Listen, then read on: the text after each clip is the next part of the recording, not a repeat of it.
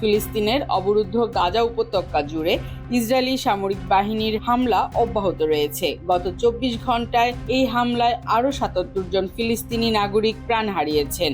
এ সময় আহত হয়েছেন আরও 174 জন।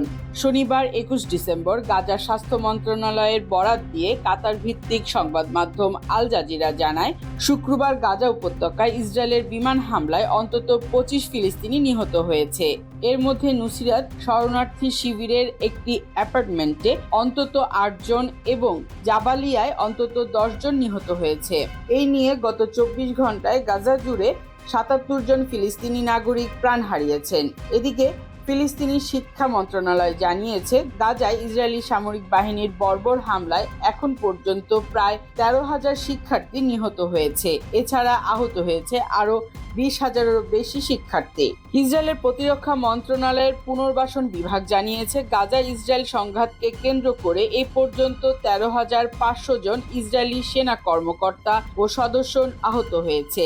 গত 7 অক্টোবর হামাসের নজিরবিহীন আন্তঃসীমান্ত হামলার পর থেকে ইসরায়েল গাজা উপত্যকায় অবিরাম বিমান ও স্থল হামলা চালিয়ে যাচ্ছে।